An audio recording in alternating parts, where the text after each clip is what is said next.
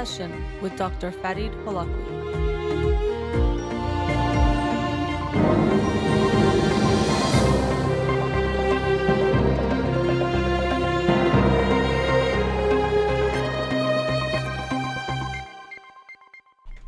Good afternoon. Welcome to In Session. I'm your host, Dr. Farid Holakouee, and I'll be with you for the next 2 hours here on Radio Hamra.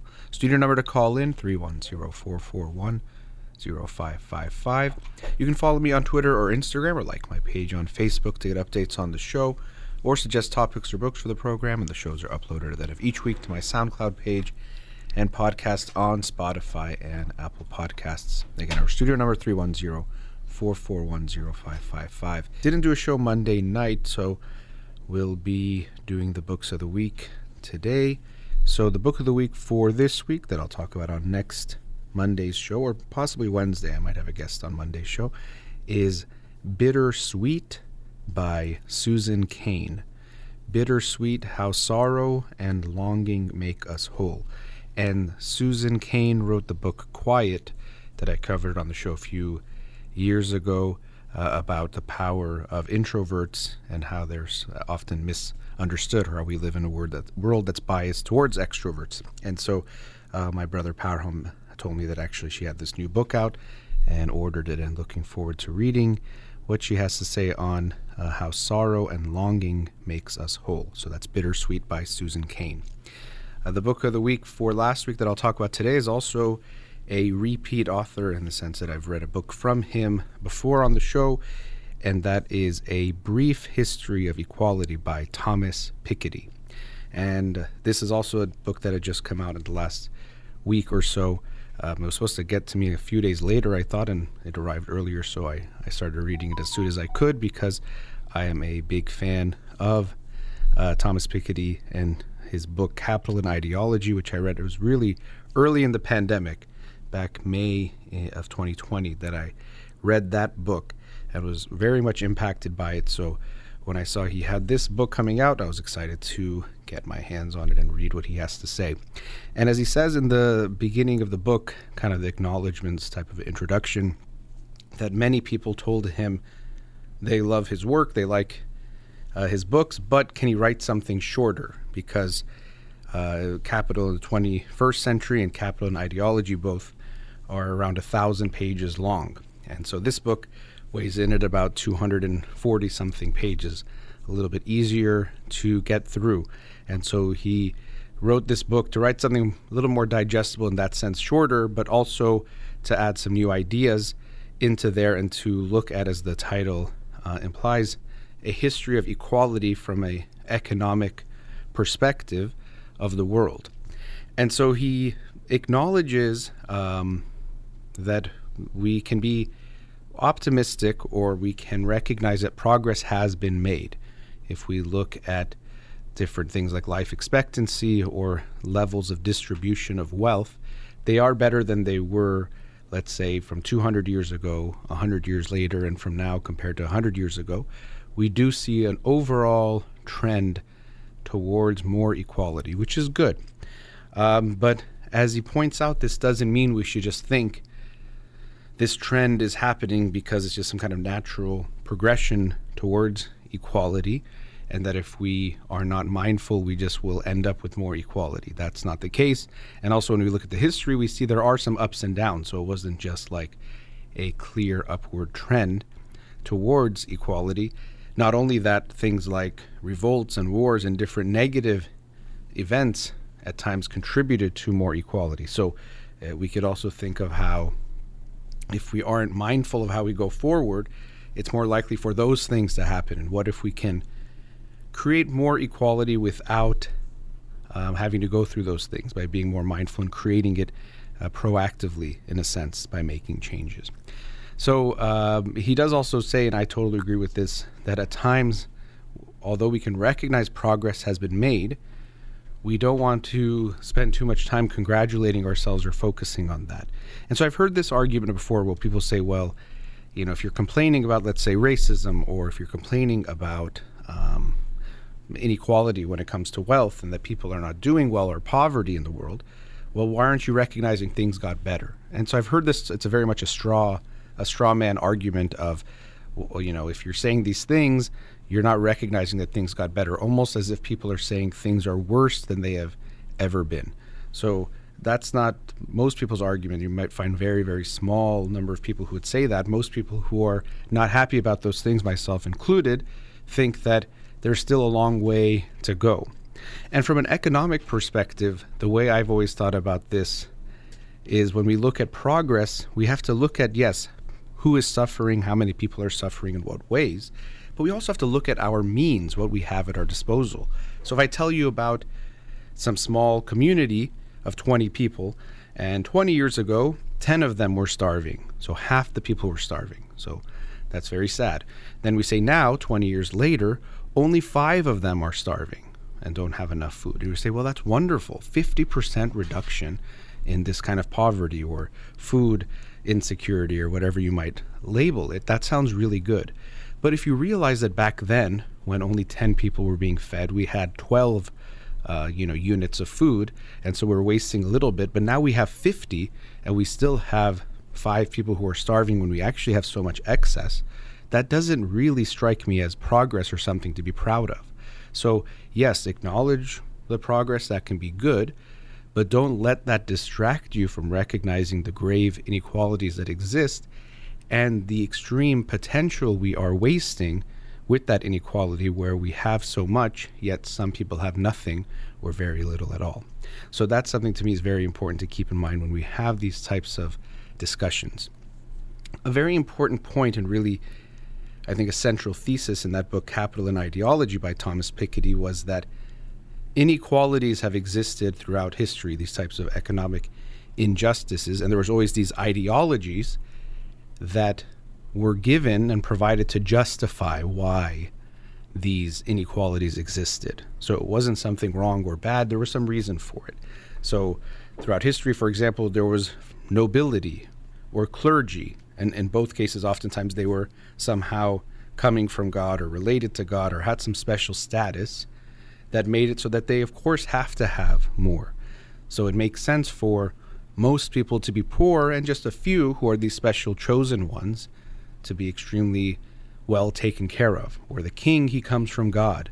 And so, of course, he should. How could you even question that he shouldn't have so much or have extra and that you have to work for him? This is the way it's supposed to be. And some of those things sound silly to us now, but we have similar things that have gone on throughout history where we still think, well, if some people are wealthy or poor now, it's because of good decisions only, and they made the right choices and they were responsible and all these things, where we see that that is very, of course, it makes a difference, the decisions you make, but there are much bigger factors at play, like the opportunities you have, the type of environment you grew up in, your parental income, or the poverty that you experienced yourself. So there is a myth of the meritocracy that we have now. Doesn't mean that nothing you do doesn't matter and how hard you work doesn't matter. Of course it does. But that when we think that any difference you're seeing is just based on differences in effort that has been put in or differences in ability, that is the mistake. And so a key tenet of this book, when it's talking about going towards equality, of course, Thomas Piketty believes that we should move towards more and more equality, egalitarian type of a worldwide society. And as I was reading the book, it did strike me that there's people that might not agree to that premise to begin with. They might think, well, why does it have to be equal or more equal? Maybe it's okay if some people have more and others don't. And of course, usually it's people who already have more who will go to that type of an ideology or thinking that maybe this is right, this is just. We also see this throughout history, that when things are unfair, when some group has some kind of privilege or some kind of an advantage, and when they start to potentially lose that advantage, they feel like it's unjust or injustice for them to be losing that, when it's actually moving towards more equality and more justice, which might mean that some people who had too much or had extra or had some advantage that really was not supposed to be given to them, or they did not need to have for any reason that they've earned it in any way. So they're going to feel like they're losing something, understandably, but it doesn't mean that's some kind of an injustice. The injustice is when people don't have to begin with through no fault of their own. And so through the book, he traces different chapters about different types of important concepts. Things like education come up. Now, education is an interesting one because that's one of those things that tends to be seen as a great equalizer. So let's give everyone equal opportunity, and then before that, equal education, which is part of that equal opportunity. But what we see is even in countries like the United States, where we have a good amount of wealth, we see that the income of the parents and their socioeconomic status has a huge impact in the types of schools their children go to from a very young age. He also shows that this is the case in Paris, where he is from, in France, where he is from, Thomas Piketty, that the teachers, even the quality of the teachers, their experience, and then even how much they're being paid is different based on where you are, even in the city, as far as how wealthy or poor it is. So some children are just getting not as good of a quality of education through, of course, no fault of their own, but because of the family they're being born in. So education is this great equalizer. We see it's not the case. And so we have these ideals, but we very often fail to live up to them. And we have to actually look at them clearly to see what's going on. An interesting chart, interesting and also heartbreaking when you look at the unfairness. I'm looking at it now. It's in the United States. When you look at the likelihood or the percent of people who attain higher education or who attend higher education, and it's essentially a straight line, like a graph. Almost looks fake as far as how straight of a line up it is. Of the more parental income, the more the likelihood that you go to college.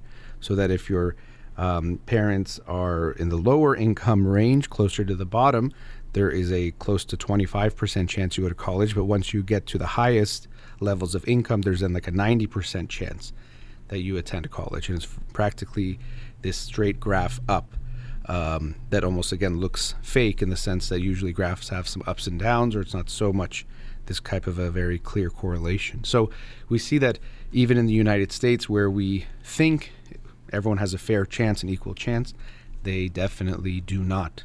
It is not the case. And so you have to accept this if you are in that privileged group. I know privilege has become very loaded over time because people use it as a way of putting others down or of ending an argument or discussion by saying, well, this is about your privilege so you don't understand this. And sometimes that can be true, but it's also being abused in that way.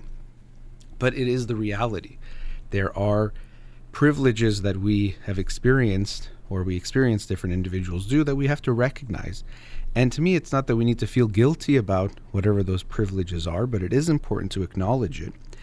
And then once you've acknowledged it, to do a few things with it. One, to make the best of what you can. So you've been given these opportunities, so make sure you utilize that to the best of your ability, that you have these advantages to do good in the world. And then related to that doing good, secondly, to try to make sure others have those same privileges, or that there aren't people who live in such an unprivileged type of way where they don't have those advantages, to make a more fair and just world. Now, this book, I really enjoyed it so much because I must say I do agree with his thinking. So, of course, I'm going to, agree with it or like it. But I think he does a good job of explaining these issues that are very complicated and breaking them down. And because of that, I do want to continue the discussion on the book to share some more thoughts and some more insights. So after the break, I'll continue on the book, A Brief History of Equality by Thomas Piketty. We'll be right back. Welcome back. Continuing the discussion on the book, A Brief History of Equality by Thomas Piketty. So I'll mention this and then share a quick kind of funny story that happened yesterday. So one of his main tenets, and another one of the main things he's bringing up in the book, is that we need to, and it's actually interesting because some of the words he uses for certain political parties can sound like bad words. Like he talked about the welfare state as a good thing, and of course socialism, and he talks about a participatory socialism. Socialism also can be considered a bad word, to call someone a socialist here in the United States, which I think is quite funny. But nonetheless, but he's talking about raising the taxes, especially on the wealthy, having a very strong progressive tax policy, meaning that the wealthier individuals pay a higher level of taxes or higher effective rate of their taxes, also taxing things like wealth in general, capital gains and those things. So a lot of it involves taxing more heavily individuals. And as I was reading the book, I was, yes, all about it, and very much in favor of that and thinking that is the right way to go. As I was getting to the last pages of the book yesterday, I got a call from my accountant who I'd sent all my financials to for the last year, and then he was telling me about how much I might owe. And of course, then I had this, that's, that obviously is something. And so it was this interesting moment of feeling like, yeah, well, there is a real experience that people have when they're paying taxes or feel like their taxes are going to go up, that I can understand. And I don't want to avoid that or just be in some kind of a idealized mindset or worldview that it's so easy for people or feels okay to do that. So that was an interesting moment for me, while at the same time recognizing that what we're talking about is for people to pay an amount that they definitely can. They're going to be doing okay to support or to make things more fair for individuals who don't have. And not only that, as he talks about, even in a global scale, the people who make more wealth, especially those who use certain means of production and are more likely, let's say, use roads and use other types of infrastructure, they're benefiting more from what the taxes pay for in general. That's part of what allows them to build their wealth. So it's not just that they're sacrificing in some way. There's some ways that it is more fair for it to be that way. So he suggests, as he did in the book Capital and Ideology, and a lot of those same themes are in this book, higher levels of taxation, especially for the wealthy and the ultra wealthy, even higher levels. And as he discusses, oftentimes, especially Reagan era types of economics in England with Margaret Thatcher, there was this mindset that this is going to interfere with growth. When the wealthy people get taxed too much, we need to actually reduce their taxes. That's going to lead to more growth and going to lead to, all boats will rise when the tide rises, or whatever that saying is. And so basically these trickle-down economics and those types of things, which have proven to be very unsuccessful and not the case. And of course, when we look at any of these types of things, it's so complicated because there's so many variables involved. So he talks about the world wars and how impactful they were and changed a lot of things economically. But of course, those are big events. So if we look at something that happened right after that and say, just this policy is why things were different, we do have to be careful. But he does express in his understanding of the statistics involved that we can have growth and had higher growth when we had higher levels of taxation for the wealthy, a progressive tax. So it's not the case that it gets in the way of growth, something that is often proposed by individuals who are against higher taxes. And another thing about that with taxation and raising taxes, at times people have this mindset that, no, you can't raise them. They're whatever they are is right in some way, or there's something good about them, which doesn't make sense in the sense that we realize these were created. We created these types of laws and rules and levels of taxation. And also reading a book like this, you see that things have changed. They haven't obviously always been the same rate always. And so we shouldn't think of them as some kind of sacred rules or laws. They can and have changed. And so because we created them, we can create them to be different and to change that. So the idea that people sometimes have that, no, that would now be unfair or wrong if we raised taxes, like, well, no, we've set these numbers and we've created them. They are man-made. And it reminds me of Nelson Mandela, I think, has a quote that is something on the lines of poverty is man-made. It is not something that just has to exist. Because I think people sometimes have this feeling that, well, you have to have some poor people. That's just how it is. And yes, let's say you don't have exact equality across the board. I don't think anyone would think that's possible to have. But it doesn't mean you need to have extremes of poverty, which we still have in the world and even in the United States and other wealthy countries. That's the issue. And we actually see that inequality has gone up in recent decades. So that's to me the important point, is that it's not that we're saying we should go to the extremes of, well, if you can't have perfect equality, who cares? Or the mindset of, well, life isn't fair. which always gets me. Yes, life is not fair, especially the things that are out of our control. Unfair things happen. But we are responsible to create a more fair and more just world with the things that are in our control. So if I said, here you have 3 pencils to give to 3 students for their class, and you give all 3 to one, and you say, well, life isn't fair. It's like, that doesn't make sense. You can give 1 to each child. And so we have the same situation in the world where we have enough of things to make it so people survive and have better experiences of life. And I think it's up to us to make that happen, to make that a reality. We will not never achieve perfect fairness. Life will still be unfair, but we can make it less unfair. I think that's one of our responsibilities as individuals and as a society, whatever our time period is, to make things more fair and just in the world, knowing that it will never be perfectly just, but moving towards that. Some shocking things can come up when you read a book like this. And one that I read it in the Capital and Ideology, and he talked about again in this book, is when we see how sacred we can look at private property.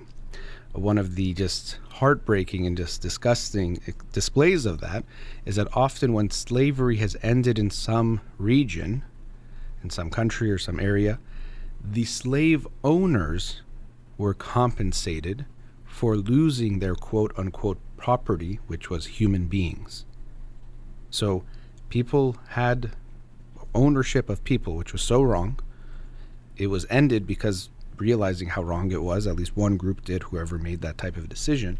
But because still private property is seen as so sacred that we can't take it from you without you being compensated in some way, even though it was a person, we often see that the expectation and what ended up happening was that the slave owners were given compensation, not the slaves who had just endured all this suffering of being slaves, of having to be someone else's property and treated as such, but the slave owners. It's just shocking. Every time I see that and read about that, it's incredible to see that that was the case. And even we see that Haiti had to pay to France something like 3 years of their national income when they were having independence, that this seemed fair.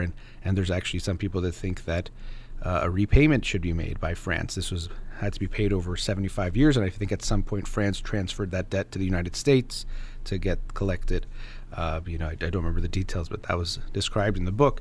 But it's just shocking to me that that's happened, and it has happened so many times. And he also had a chapter related to that about reparations, which is a very sensitive topic. People have very strong views about it. My view, when we look at the United States, reparations for Black Americans, for people who experienced slavery, is that we absolutely need to have reparations that are both financial in some type of clear way. Also, it relates to making changes in the systematic issues that are still at play, where Black Americans have worse opportunities and are more likely to experience poverty and a variety of issues. And through that, also some kind of an acknowledgement. So in this book, Thomas Piketty talks about the economic reasons why reparations make sense, and he thinks it's right, and how it can be done, and even how we can go about trying to calculate it. Because one of the things that often comes up is that people say, well, how do we figure it out? How do you figure out who to pay? How do you figure out how much to pay, and all those kinds of things? And there's people that come up with those types of figures or study those things. Another thing is, well, we didn't do it, or someone, I didn't do it, so why should we have to pay for that? But the reverse is what is happening.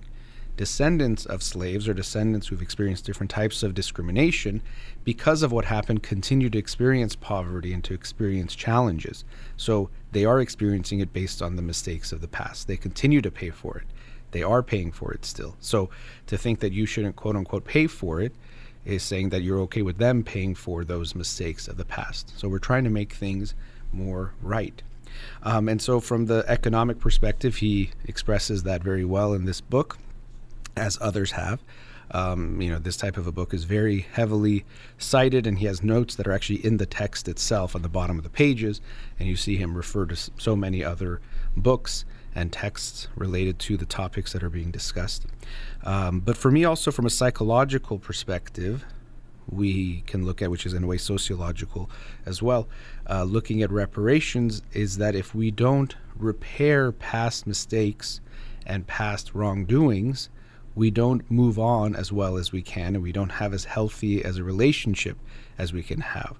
And so the analogy I can use is working with couples or families, but if we just look at a couple in a romantic relationship, often things that have happened in the past that have not been healed, that the pain was not acknowledged, the wrongdoing was not acknowledged, and actions weren't made to repair, to create some kind of reparations for what has happened, they will leave a lasting negative effect on the relationship. And so people want to forgive and forget, or it was in the past, forget about it, move on. But we can't move on from the past until we've healed the past. And time only heals if we do the healing. So you can't break your leg and say time will heal it and go walk and run on it every day. It'll stay broken and it'll get even worse. If you want time to heal, you have to allow the time to heal, meaning you have to do the healing. Give it some time to rest or repair itself, possibly see a doctor. Maybe you might need some serious procedures, whatever you have to do to let time heal. It doesn't heal by itself. So just because these things that we're talking about can be from a while ago, from some years ago, it doesn't mean we can't or don't need to heal them. Not only that, the effects are still there and it's still happening in a variety of ways. So I really appreciated that chapter looking at reparations. And also sometimes people think, well, we're doing something that's never been done before. That's not true. In other countries, for example, victims of the Holocaust have been compensated. Even here in the United States, Japanese Americans were compensated. Those who were at the time of World War II taken to the internment camps, they were given a financial compensation. I forgot the exact amount, but it was a large payment. Of course, you can never repay for what was done to them, but it's a way of course, acknowledging and apologizing. We can't necessarily make it right completely. You can never, and that's one of the reasons people don't do anything. Say, well, we can't change what happened. Of course not. But by taking some kind of action to repair what's happened, acknowledgement, apology, repair, you can make things better, that you can move on forward in a better way. Of course, we can't change the past. It's what we can do about it that we want to look at. And so as I conclude, I really enjoyed this book. I'm very happy as I was reading it. I enjoy the books most of the time, some books more than others, of course. But sometimes as I'm reading a book, I at times will essentially say to myself, either in my head or out loud, I'm so glad I'm reading this book. And this was definitely one of those, because I have strong beliefs, strong feelings about these issues of inequality, of a variety of issues that he brought up in this book that I have some knowledge about, but it's also a lot of strong feelings about, and I recognize that. And in reading a book like this, it helps you understand from a intellectual level, looking at the data, what makes sense as far as what we can do about those issues. And also, you will be challenged by people who believe differently from you, which is natural and okay when we want to have debates, but you want to make sure you know your stuff. You want to know about it, not just, well, I feel like things are unfair, let's make it more fair, which makes sense and is a very legitimate feeling. But where are you getting your data from, or where do you understand how to get to a better place as well? And so in the book, Thomas Piketty describes his thoughts on how we can make things more equal. Going back to that analogy of healing, yes, time can make things more equal over time, but only if we do things, if we take the actions to lead to that equality, to lead to that type of healing. And so in looking at a brief history of equality, the title of the book, it can help us glean some lessons of what we can do to continue on that path, what has worked and what has not worked, and what we can try to do. And as he mentions throughout the book, he offers types of solutions, but he includes that it's not that what he's suggesting is a strict guideline that he knows is definitely right, and what's important is for there to be a open debate and dialogue about these issues to come to an understanding, and then of course revisiting, seeing what's working and not, but we have to move in certain directions. Also, he mentions the importance of climate change when we look at economic issues, how often it's the ones who are the wealthiest who are doing the worst damage to the environment, but it's going to be the ones who are the poorest who will face the first and the most severe consequences, and that also is very unfair and unjust. So highly recommend this book. A Brief History of Equality by Thomas Piketty. I hope you'll check it out. Let's go to another commercial break. Studio number 310-441-0555. We'll be right back. Welcome back. So I was discussing the book today, A Brief History of Equality by Thomas Piketty. And one of the issues that comes up is status. When we look at wealth and equality, distribution, who deserves what. And we still have it in some societies more than others. Of course, in India, we see talk more of a caste system, although from my understanding of it, it's evolving a bit and might not be as rigid as it once was. Also, the rigidity was likely influenced heavily by British colonialism as well. But nonetheless, just looking at status in general, when we try to understand who has what, and also gives us this sense of who deserves what, which is what I wanted to look at. And so in that book, Capital and Ideology, that I read from Thomas Piketty a few years ago, that was one of those big tenets, as I mentioned, this idea that there's always been injustice, but we try to understand what's the ideology being used to justify it, to somehow make it seem okay, even right, even noble, even the good thing, or that things can't be any other way. And status is one of those things, and we see it still existing in many cultures. But myself being an Iranian and seeing it in the Persian culture, I see it very, very strongly impacting the ways we live our lives, how we treat others based on status in a variety of ways, and of course our own preoccupation with our own status. How do I look to others? How am I seen by other people? And so it's easy to say who cares, no one should care, but we also want to try to understand where is it coming from to a degree. And so of course there is impacts of your status throughout history, even still, but especially before, where your status would be related to who you could mingle with, who you could marry, what types of opportunities you would have economically, occupationally, socially, in a variety of ways, and how you would be treated or mistreated based on your status or lack of status. So we can see that it's had this a significant impact, and it brings up these feelings to us. But I think it's important to try to understand what does it mean, and why do we care, and why should we continue to care if we should care about that. Because if we look at what status implies, it's essentially this sense that because of who you are, and by who you are I mean where you came from in a way, you either deserve or don't deserve certain things. So you come from a line of nobility, or your family was this or that, related to this politician or this type of a lineage, and because of that, you deserve something. And so to me, this is a backwards way of looking at it, because if you were privileged in some way, rather than you should get more, it should be that you have the capability of giving more to the world.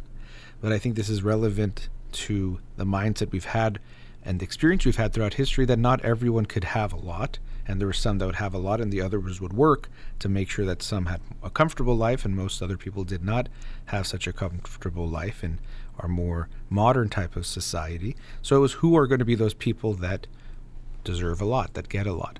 And so to me, again, that's a backwards way, which is also related to the way I think we have success backwards, which is related to that directly, is that successful people are those people who have a lot, who has a lot of money. And you see, and I see all these posts constantly, who's the richest? And usually it's man, because the richest top people are men, although not exactly, but the richest ones, I don't know if it's ever been a female in recent history, but nonetheless, who's the richest man in the world? And now Elon Musk has $100 billion more than Jeff Bezos. And it's like, who really cares?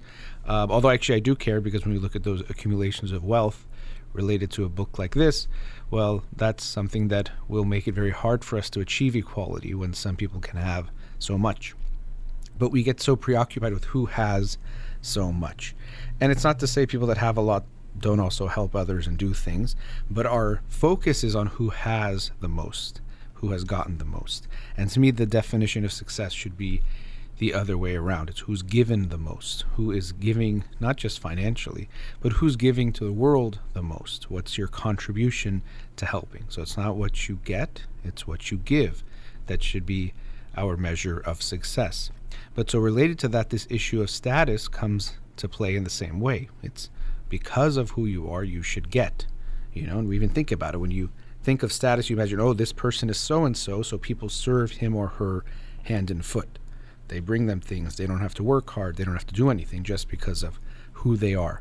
And so I think we, recognizing, and most people think of this, that we need to do away with this type of mindset.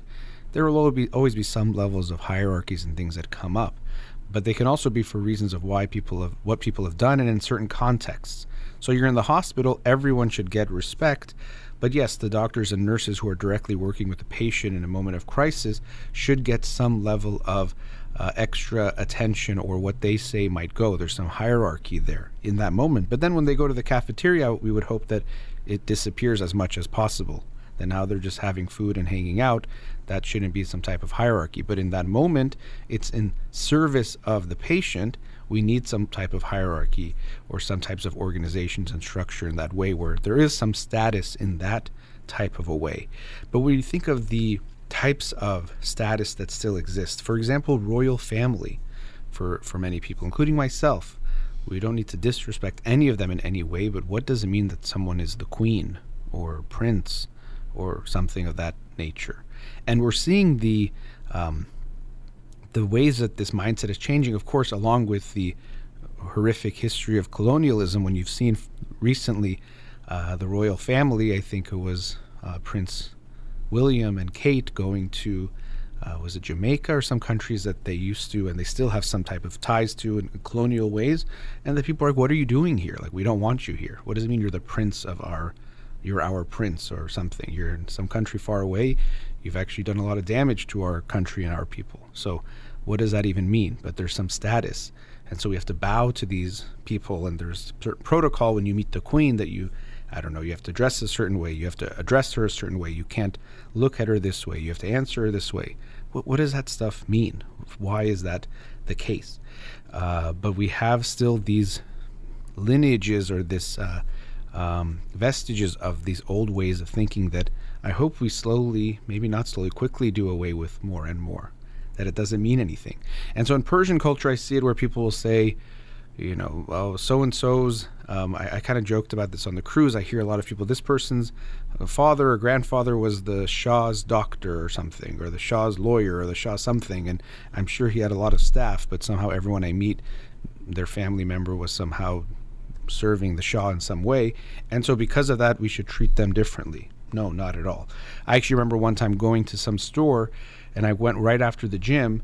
I was looking to get a watch for myself many years ago, and I was after the gym, and I looked really not great, obviously, sweaty and gym clothes and all that.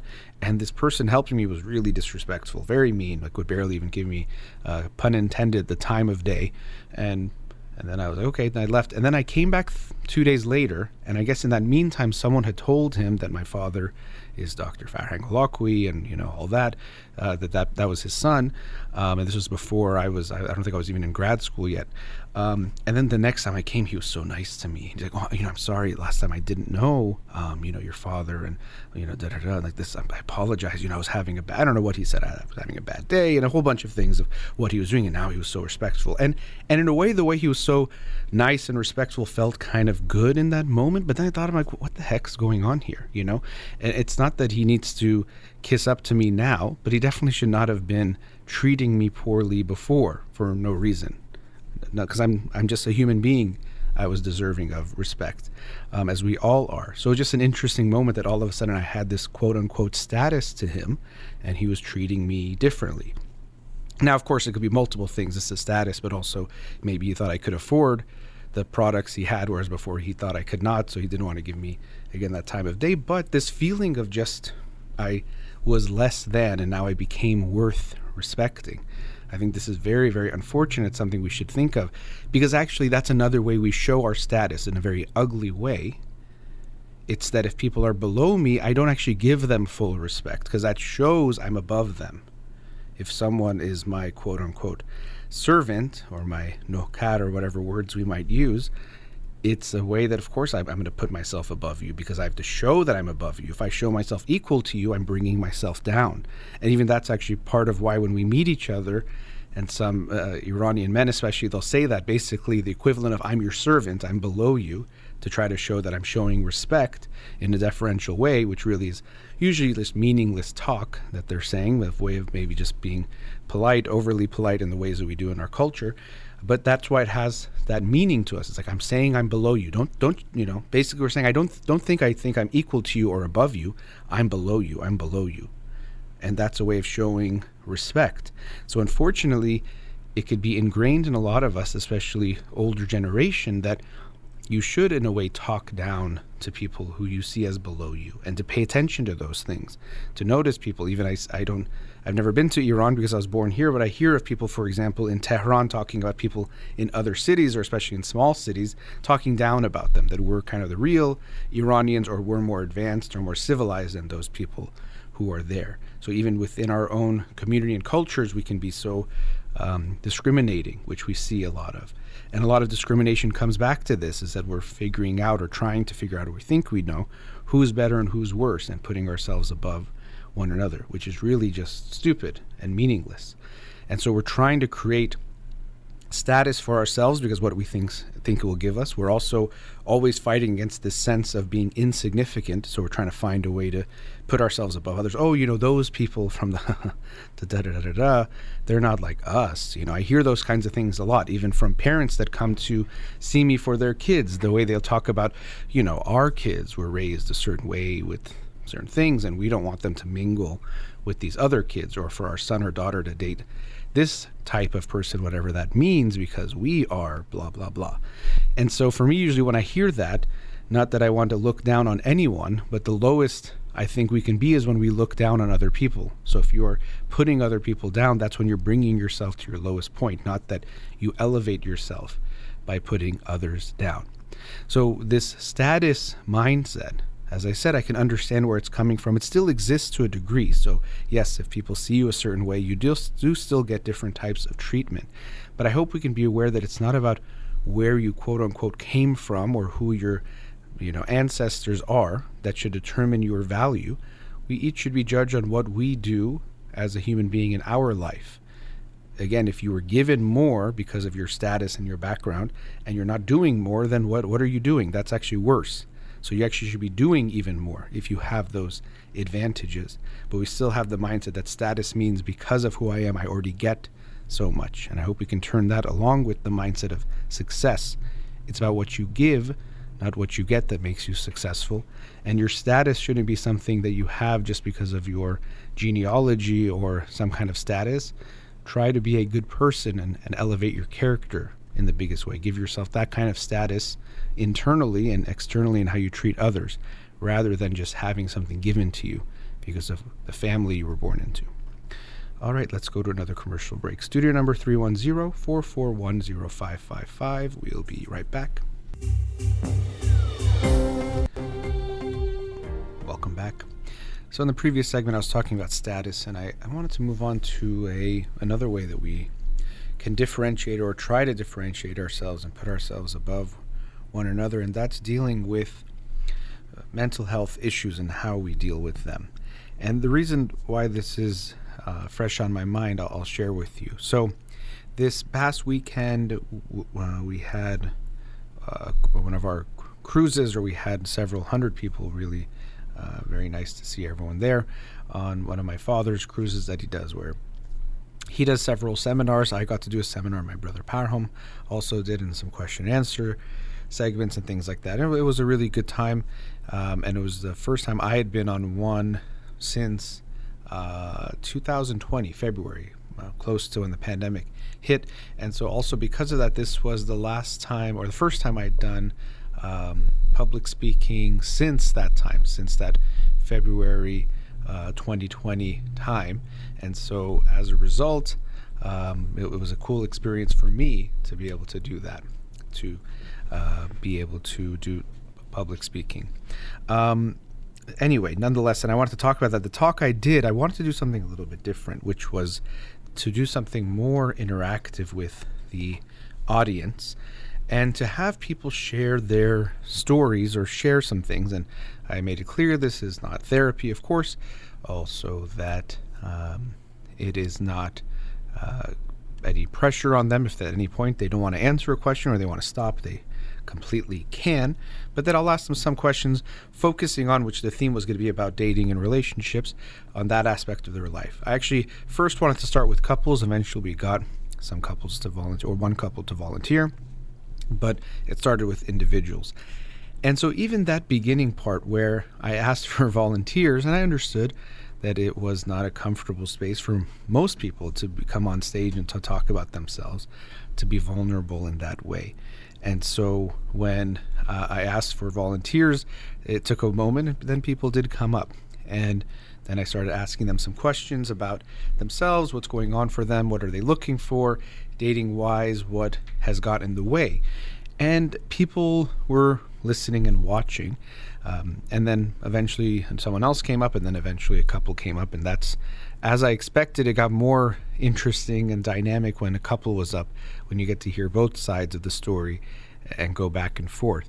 And what I was trying to do, and one of my goals, and I might do more seminars like this in the near future, is to get us to see that we all have things that we are dealing with.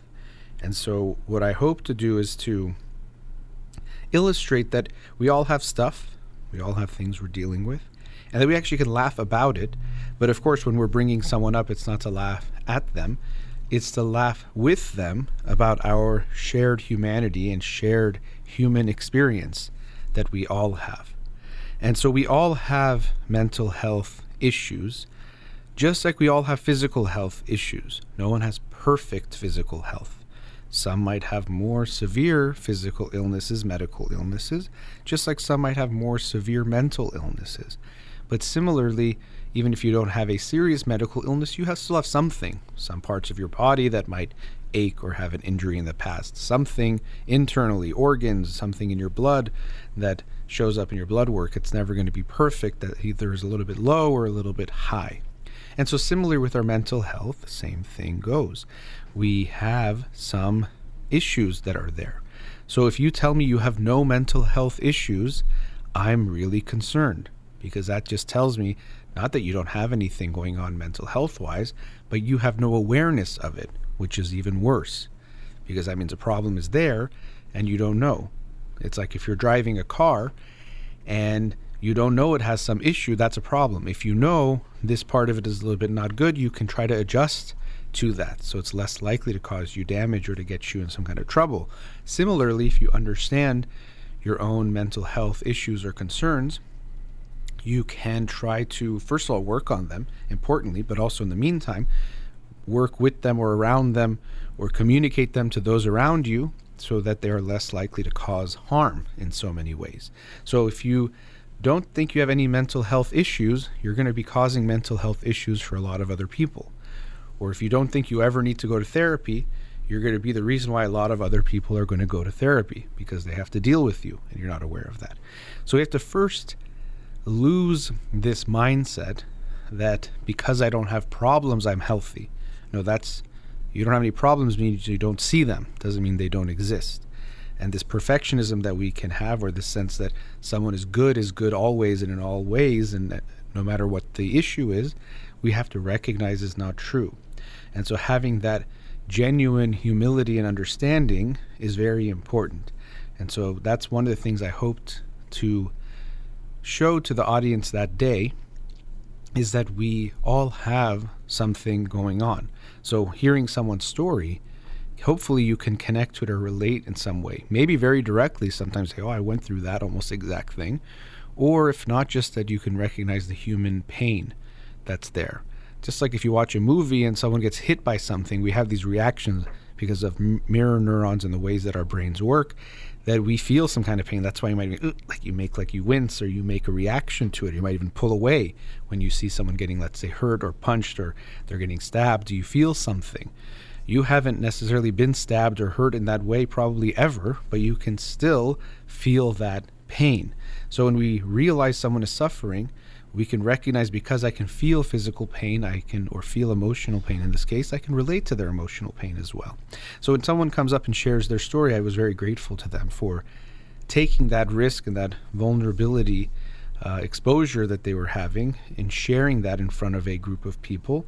I was at the same time mindful not to go too personal or too deep because of that context, but nonetheless, even to come up on stage can be something that's difficult, which I brought up this point, which is related to that. So there's so many paradoxes that we can recognize, or things that we have to balance, and this is another one of those, that as human beings, we have a very, very strong need, desire, wish to be seen as we are, to be fully recognized and seen.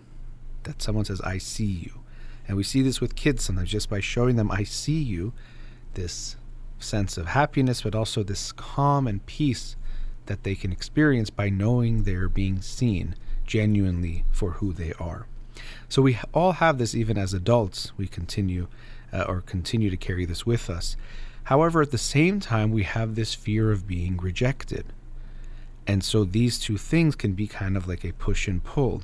I want you to see me, but I'm afraid that if you see me, you will reject me, and that's very scary.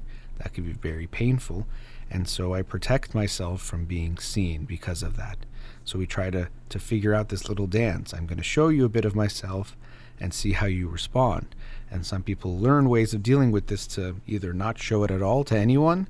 We wear various masks to the world, not even show it to ourselves in some ways, or not even show it to our closest people. And so even in a romantic relationship, you are likely still wearing some type of a mask. Maybe it's not as thick as the ones you wear to the outside world, but it is something that you still likely are wearing to protect yourself, even from the person who you likely and hopefully feel closest to, but still can be afraid because their rejection can feel the most painful because they see you the most. So we do have this feeling of wanting to be seen, but being afraid of being rejected by what people see. So I appreciated that people were taking that risk, going towards that being seen, but opening themselves up to feeling rejected in whatever way, or the anxieties that come up with that. And as people shared what they were going through, some people could relate, some people couldn't. And even with the couple, when they came up, and at moments it got kind of funny, the back and forth, and it was entertaining. The wife was up, the husband was not there. We didn't know if he was even in the theater or in the room, but then eventually he said, I'm here, and then he walked up kind of like a WWE wrestler coming to the ring, and then we had our back and forth, and it was entertaining in a way. But I made a point which I thought for me was very important to make, that again, I appreciated their vulnerability and openness. Just like every individual has some issues, every relationship has issues. If you think your relationship doesn't have issues, I'm very sorry to hear that, because that either means you are not that close to one another, or you're not being open and real with one another, that you're hiding the issues. So maybe your issue is actually that you're not that close, or you're not that open with each other. But as this couple shared their experience and things they're going through, there's some reactions like, well, come on, kind of feelings that people can have, which is the ways we can look at other people's issues, like, oh, come on, like, it's so easy, do this, or why do you do that? But what I always think is important, actually, the direction I gave to the group was, look, if you see these two the rest of the weekend, now you might think you know something about them, which you do. But I would hope, rather than judging them, and looking at them a certain way, if that's how you feel, you actually would go more to a place of having more compassion for them, because now you know something that they deal with, something that they struggle with, and have that type of response to them, and hopefully give them that type of a feeling if you do talk to them. And that is a reminder, yet again, that we never know what people are going through. And the things they brought up, I'll also mention, it wasn't that it was some huge serious issue, it was something that was ongoing, but nonetheless, that we know people are going through things that we don't know about. Sometimes you might know a little bit about it, sometimes you might know nothing, or you're just meeting someone, so of course you don't know. But a reminder that people are going through things. Also a reminder that you can never judge a relationship from the outside or from some social media post. If it's relationship goals, you never know what it's like to be in a relationship. Just because it looks nice or looks pretty, or the interaction in the moment looks nice, doesn't mean the relationship is good or healthy, or that you should be jealous of that. You don't know what it's like to be with either of those people, or to be in that relationship. But coming back to this sense of all of us having something, for me it's so important to recognize that, and that we don't put ourselves above others in any way, But one of the ways we can try to do that is when it comes to things like mental health. Oh, that person's an addict. And we even have judgmental ways to talk about them, or that person does this, or that person has anger, or that person has this, is bipolar, or that, whatever it might be. Rather than first recognizing I myself have things. I talked about it there. I have issues. Everyone in this room has issues. I also mentioned I go to therapy. I hope you'll go to therapy because I think it's something very good and can be helpful. So hopefully first we can recognize, look, I have my own stuff. I have my own things. And I would hope I have compassion for this person if they are suffering or struggling in some way. But going back to what I was talking about in the last segment about status, we are often looking for ways to bring ourselves up because we have this fear of being insignificant, of being small, of not having power. We're looking for ways to put ourselves above other people. And one of the ways, of course, is to talk ourselves up. That can work. But another way is to put other people down, to have people to look down on. If I have people to look down on, I'm not at the bottom level, or I'm higher than them, so I'm higher than someone. And that could be reassuring in the moment, but it's something we want to go away from. And it definitely is a good feeling that we have to be mindful of, that when we put others down, it does make us feel good. So, for example, they do studies where people do some kind of a task, and some of them, often it's not even related to how they actually do, it's just the feedback they're given based on the experiment is that they did a really bad job. And then right after that, they have to grade an essay or to give someone else some kind of feedback. And they see a strong correlation that when you've just gotten bad feedback yourself or been made to feel bad about yourself, you're more likely to be harsh on other people, to put them down, to grade them critically, and all of that. So unfortunately, it does kind of feel good for us in that moment. But if we're mindful, we can recognize that. Okay, I'm putting people down to kind of bring myself up. And you might even recognize if you're feeling worse about yourself, you're more quickly going to look for those things to put other people down, which is unfortunate. But for me, the big unfortunate thing is the ways that we look at mental illness and mental health issues, that we consider everyone who's dealing with them as a them, not realizing that it's all of us. We're all going through something. We're all dealing with something. So if that's something you use to try to put yourself above others, recognize that likely it means that you are looking for a way to put yourself above others, which itself could be coming from some kind of mental health issue, but that you yourself are dealing with some things as well. Don't forget what you're dealing with. When you see yourself looking out, turn your lens inward to see what am I trying to avoid or neglect about myself, or how am I trying to put myself above others. Let's go to another commercial break. Studio number 310-441-0555. We'll be right back. Welcome back. In this segment, I wanted to talk about a psychological factor, construct, characteristic, which is how much we're thinking of ourselves versus how much we're thinking of others. And like many of these types of concepts, it's more on a spectrum, and also it's a little bit more dynamic than just on a spectrum, but we can look at it on a spectrum. How much am I thinking about myself versus others? And also, like other characteristics, let's say like introversion versus extroversion, it's not a always type of a thing. So if we say you're more likely to think about yourself or you're more likely to think about others, it doesn't mean you only do that or in all situations. So even someone who tends to think about others more than themselves, if they stub their toe, they will likely focus on their toe that's hurting. Now, actually, they might worry about how loud they scream or how much noise they make. That might bother other people, but still, they'll likely have a hard time not focusing on themselves in the moment. So this is something I would ask anyone listening to think about. And of course, we tend to not be great judges ourselves at times, but we want to try to understand ourselves. Where am I on this spectrum? That when I'm experiencing my life, in my relationships, in different interactions, how much am I thinking about myself versus others? And others can be that collective other of the group, wherever you are, or also in an interaction with a small number of people or one other person. How much are you thinking of them? And so, as is usually the case, neither extreme is going to be healthy. If you're thinking too much about yourself, that's not good. If you're thinking too much about other people and not thinking about yourself, that's not good either. And so we can be praised for either of those things, and they're not healthy. And if you're experiencing one of them, we often think the healthy thing is the other extreme, We see this with so many things, that if people see that, oh, it's too unhealthy to do this, do the opposite. If my parents never praised me, then I want to only praise my kids and only say good things. And even if it's unrealistic, give them positive words, which is not healthy. That actually doesn't help them. So we have to be aware of this. So ask yourself, where am I on this scale? Am I more on the always thinking about myself, or more on the always thinking about others? And of course, it can be good to ask those who are close to you, because they have to interact with you and experience what it's like to be around you and what they see. That do you tend to think of them? And sometimes the analogy I use, we talk about being in someone else's shoes. Some people have a hard time putting themselves in someone else's shoes. So you say, well, imagine what they thought. Or if you're interacting with them, well, what about what they're going through, that same thing? And I say, no, I'm mad, or this is my thing, or I wanted this, which is not good. Some people, they have a hard time staying in their own shoes.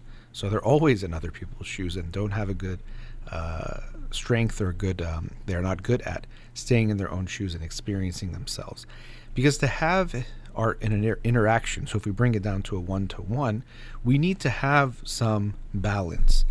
So of course we do need to focus on ourselves, because only I can know what I'm really going through. Even someone who is very, very intuitive and very, very close to us and has known us for a long time, they might be pretty good at reading us. And at times, yes, they might notice something we don't notice. Like, oh, I noticed you're kind of in a bad mood. And the person themselves might not realize it for a little while. But overall, they can't know what is going on within us. What are our feelings, our thoughts, our wants, our likes, and our dislikes? We are responsible for that. For me to state, you know what, I like this, or I want this, or this doesn't feel good to me. I can't tell you a food tastes good to you, or the temperature is good for you. You can tell me, like, oh, you know what, I'm a little bit cold, or this doesn't taste good, I prefer this.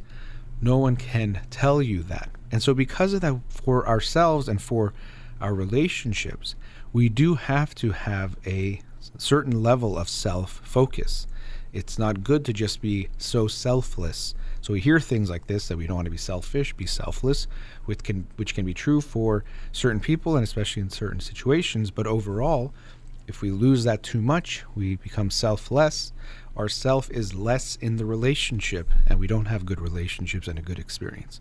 So I have to be in touch with what I'm going through. Okay, this is how I feel. And I have to be okay expressing that. Now, of course, the other person in the interaction is responsible to share that with me as well. But I also have to be focused, or have a level of attention on them as well. Some consideration, some care for that person. What are they feeling? I can also anticipate, so it's not just I'm going to do whatever I want to you and you have to tell me when it hurts you. I have some understanding that, yes, if I step on your foot, that hurts you. I can't say, well, I'll step on your foot, and then once you tell me it hurts, I'll take my foot off. We do have to have some understanding first in a general sense. A topic that came up on the cruise as well in my talk was the golden rule. So the golden rule is a starting point of do unto others what you'd want to be done unto you, or don't do unto others what you wouldn't want done unto you. And we go a step further, it's do unto others what they want done to them, or what they want. So if I'm ordering us food, I order what you want to eat, not what I like to eat, and giving it to you. If I know you like something better, I should get that for you. And so with our feelings, the same thing goes, that as a starting point, if I don't know anything about you, I can use my own feelings as a starting point. Well, oh, I'm kind of cold, so that person might be cold. I like this song, they might like this song. That would make me sad. That can make this person sad too.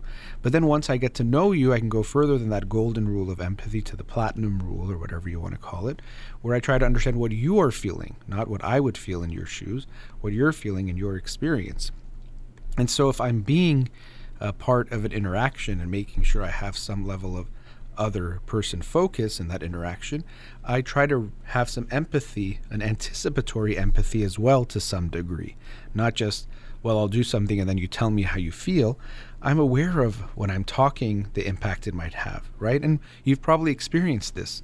Some people, when they're talking to you, you can feel that they don't really think about how you're going to hear that. And they say things totally, clueless to how the person will hear it, how it lands for them. They just say what they're thinking, which sounds good, but to an extreme, it could be harsh and cruel. And there's a way that we can be more kind without having to be disingenuous. So it's not to say lie or sugarcoat, but we can still say things in a more kind way that it's still honest. We don't have to say it in a mean way and say, well, I'm saying the truth. That's something that people often use as an excuse, especially in reaction to things like quote unquote political correctness or being woke. There's this mindset, well, if it hurts you, it doesn't matter. I'm saying the truth, or I'm saying what I think, and you shouldn't censor me. Well, it's not just about that. It's that we can say things and express things in ways that are less hurtful or more beneficial to others.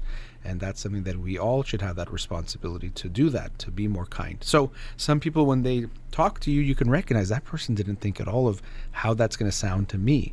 And that's something that we can think about as I'm talking. What is my partner hearing? And again, if we know them even more, I know that this is a sensitive subject for them. Doesn't mean I might avoid it altogether, but I will be more sensitive with the words I use, or mindful of that.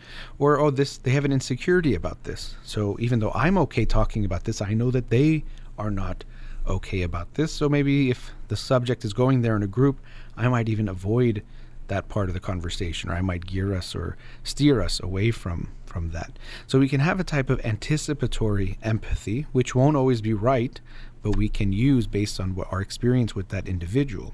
So we can be more, in that way, other focused as well. And so two people, when they get together, usually there's some level of balance of this self-other focused. And so actually sometimes people who are on two extremes can, especially initially, attract one another. Someone who is so other focused is going to be a good match for someone, at least initially, who's very self-focused. So if you always want to think about the other person and there's someone who always wants it to be about them, it could feel like it works out. Oh, you always want to make sure I'm okay, and I always want to make sure I'm okay. So that works out, at least initially. What tends to usually happen is that because we are full human beings who have our own needs, usually it just doesn't work in the long run. And so someone who's like that, who's very other focused, will tend to build some resentment over time in a relationship.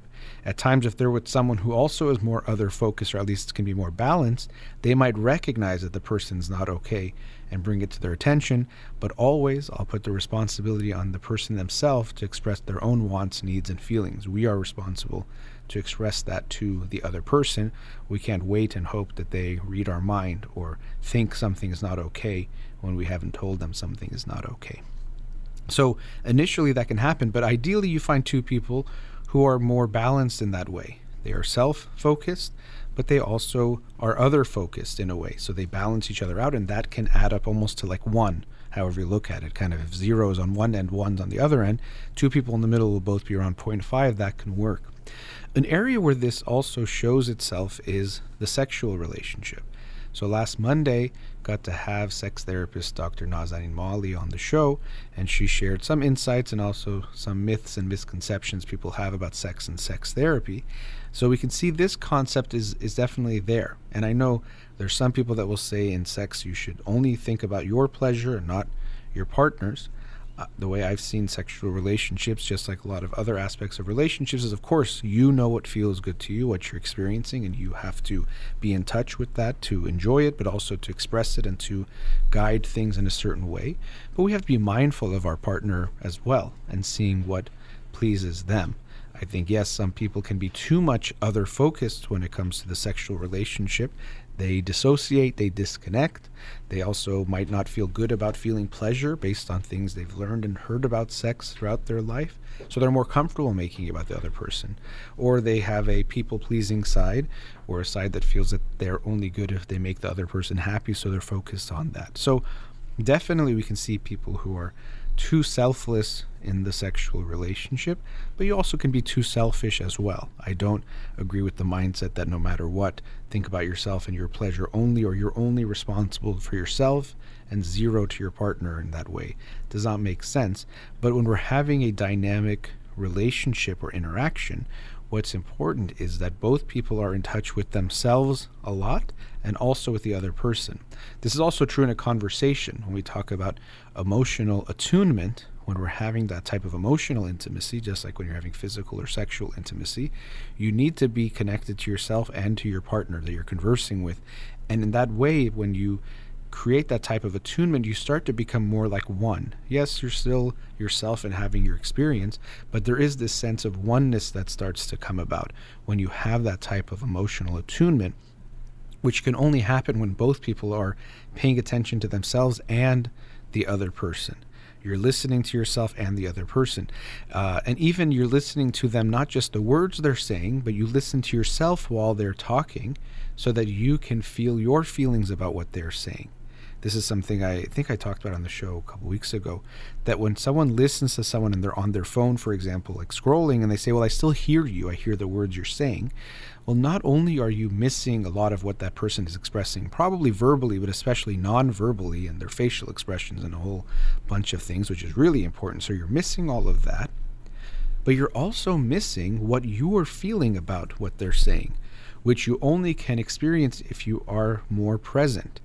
If you're present, you're going to take in what they're saying more, and also take what you're saying or what you're feeling about what they're saying as well, to then bring that to the interaction. So it's kind of like even if you were having sex and not really paying attention and just letting your partner get pleased or to please them, that's going to take away a lot of your inclusion in that interaction. We see the same thing happen in conversations. So if you're talking to your partner and you say, well, I hear you, so I don't need to look at you. What's the difference? There's a huge difference. One, what you're getting from them. Two, what you are experiencing, which you then bring back to the conversation that makes it more dynamic. And then three, the type of connection you have when you're looking face to face as opposed to when you are looking at your phone and they're talking at you. And there are so many studies that even show that based on how the person responds to how someone tells a story affects how they say the story, how much they get into it, how detailed they get, how animated they get. When we don't get a response, it starts to shut down us and what we are expressing. But coming back to the point I started, or the concept I was bringing up, we want to be aware of this dynamic. Where am I on this spectrum of thinking about myself versus thinking about others? There are healthy and unhealthy sides to either extreme that we want to be aware of. As is usually the case, we want to be balanced, but also flexible in the sense that different interactions might call for different things. If you're really sad, then you might need to keep it self-focused, even if you're someone who tends to be other-focused, to be mindful of that. Vice versa, if you're very other self-focused and your partner is going through something, you want to be mindful of how your tendency might be to go towards yourself and to go towards your partner in that moment. Where are you on that? And also there are ways you can try to adjust that, but especially if you're in a romantic relationship, noticing the balances and imbalances that might be there. All right, this brings us to the last break for today. Studio number 310-441-0555. We'll be right back. Welcome back. In this last segment, I wanted to talk about the importance of friendships. Often when people call in, people come to therapy, we focus on other relationships, our family relationships and our romantic relationships. And it's not to say those are not important. They are very, very important, and of course can have that biggest impact in our lives. And if we think about it, those are the ones where we tend to have our attachment relationships. Of course, with our parents, we have attachment relationships. You don't have them in some ways with siblings, but then we have them in our romantic relationships as well. This attachment bond is formed. And so even trying to understand where this is coming from, as mammals, we need to have this feeling of bonding both ways, that the parent feels this strong bond towards their child and their baby, and that the baby feels it towards their parent, this feeling of, I need you, and if I don't have you, I don't survive, because that quite literally is true. If a human baby does not have anyone to take care of them, they don't survive. You actually need to be a few years old before you could take care of yourself. In our case of humans, and other animals might be different, but there is a understanding that we need that. And so when we create a romantic relationship, it starts to create that same type of bond. And that's why we can have these incredibly strong feelings of need, that I can't live without you. It's pulling on those same attachment bonds where you feel like you really can't, and you literally can't survive without them. So you feel that very strongly. So it makes sense that these are the relationships we tend to be most preoccupied with. They're the ones that make us feel the most good and the most bad. They can make our lives so nice, but also can crush us and hurt us so deeply. So of course those are very important. It's not to say they are not. But because of this focus on those relationships, we tend to neglect or forget the significance that still exists when it comes to our friendships. Our friendships are very important. And the reason why I'm bringing this up is that we can neglect our friendships and forget that just like any relationships, or any relationship that we can have in our lives, you also need to put time and effort into your friendships to keep them strong and to keep them alive. People can think that friendships just kind of happen, and the rest of the ones are the ones that might need more effort, or we have to go on dating sites and go on dates and do all these things to find someone, which can be very important. But we think that friendships just, they're either there or they're not, or if something works out, it does. If it doesn't, that's just the way it is. But we can neglect to recognize the time that needs to be put into that relationship. So, anytime you lose touch with someone, it's both of you have contributed to not contacting and communicating with one another. That's led to that. It's not just something that has to happen. And if one or both of you reached out, you wouldn't lose touch. And so much research shows the significance of our friendships, or when we look at happiness long term and well-being, we see that the quality of relationships is so significant, which of course includes our family, and it could include a romantic partner if you have one, but it also includes the friendships you have. Who can you count on? Who can you rely on? And related to that, I'll mention this, that often in therapy, I'll work with people and, of course, I'm happy they have me to talk to about what they're going through, but I know that that's not enough. Therapy can be very helpful, but it's not going to be all the emotional support that we need in our lives. And therapy is also one type of emotional support. I can do things that maybe a friend cannot, but there's also things a friend can do that I can't. Spending time in certain ways, connecting in certain ways, providing certain types of love and feedback and different things that I cannot provide as the therapist. So we still need that, but very often I see that people don't put time into their friendships, but also don't feel like, well, I don't want to burden them. I don't want to bring them down.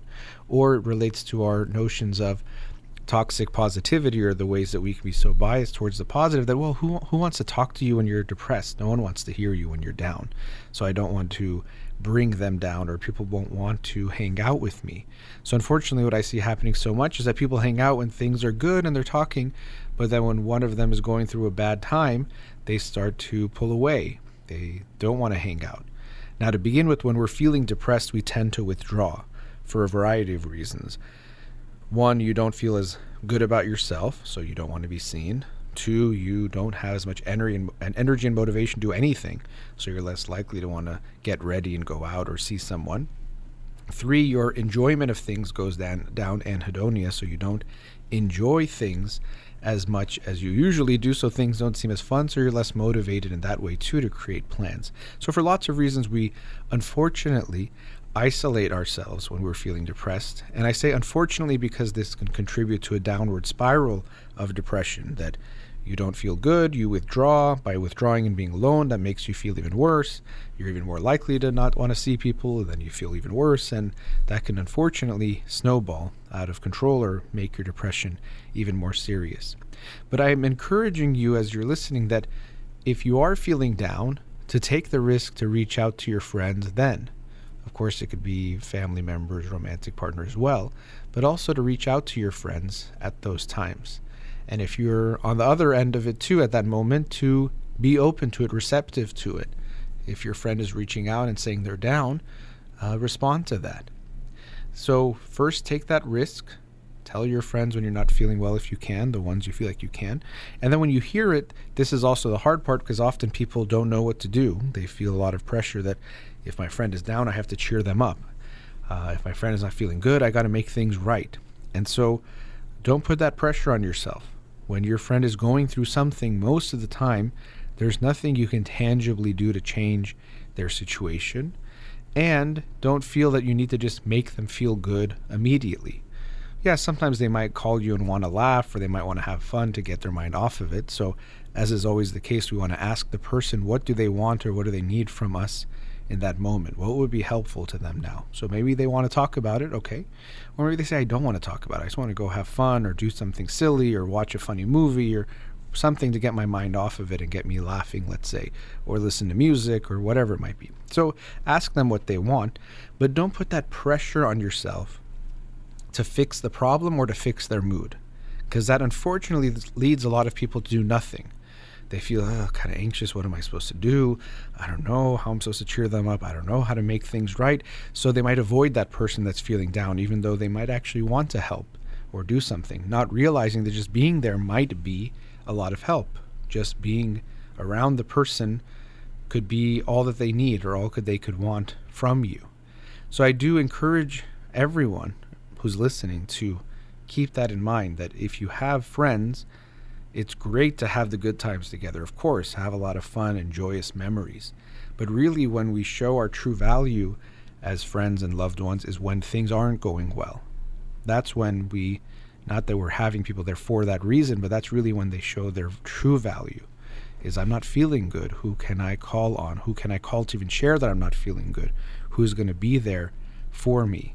And so from both sides, to express it to loved ones, find the people you feel comfortable sharing it with, take some risks being vulnerable, and if you hear it, don't feel the pressure to make things good, to either fix the mood or fix the problem, but to go towards those friends or those loved ones in that moment to see how you can support them.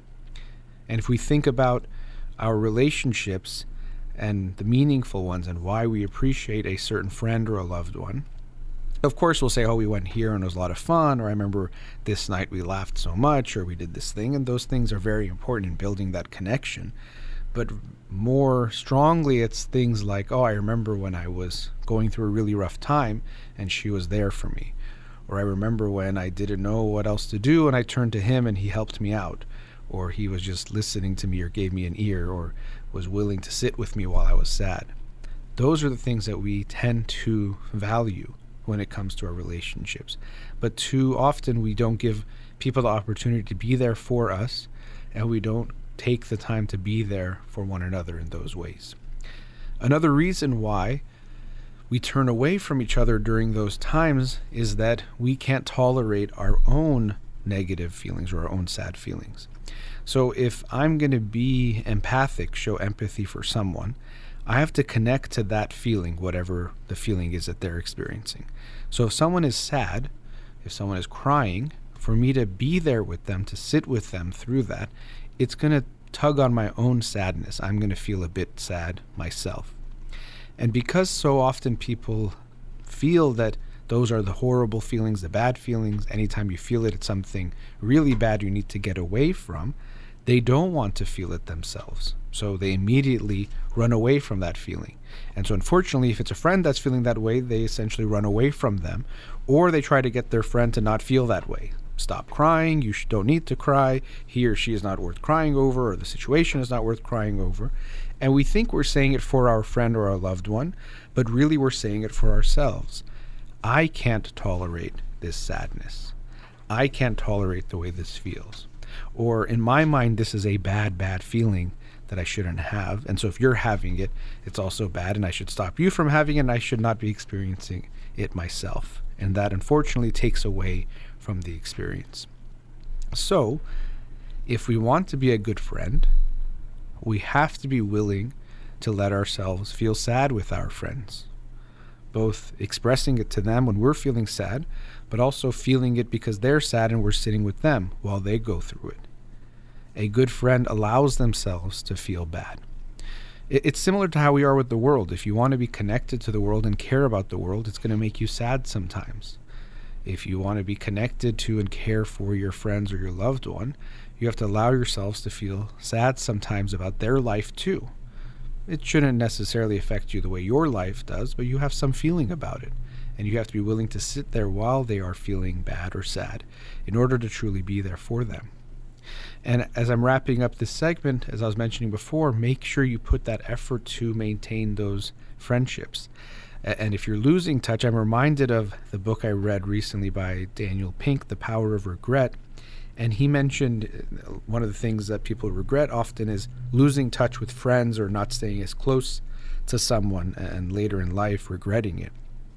And he shared how many people he interviewed, or many people who answered questionnaires and asked them why they did not reach out. Very often people would say things like, well, I don't know if the person would want to hear from me. So the sense of they'll be angry or upset, or, won't want to hear from them. And the other one is that it's going to be awkward. And both of those things tend not to be true. He shared one story of someone who, well, what if the other person reached out to you? And she said, oh, I would be so happy. It would make my day. It would make me feel so good. And he said, well, don't you think it's possible they're feeling the same way if you reach out? And the other thing about it being awkward, that's something we tend to build up in our head. It's usually not as awkward. Or it might be a little bit awkward at first, but it's okay. You get through it. And how sad to think that because of a few moments of potential awkwardness, we avoid reconnecting with someone that we care a lot about, love, and could have a nice connection and relationship with. So our friendships take some work, just like all aspects of life. And just like anything meaningful in life, it's not easy, or not always easy, and takes some work. But I hope that as much as we focus on family and dating, those are what most of the calls are about on the show. Most people come to therapy about those types of bigger issues.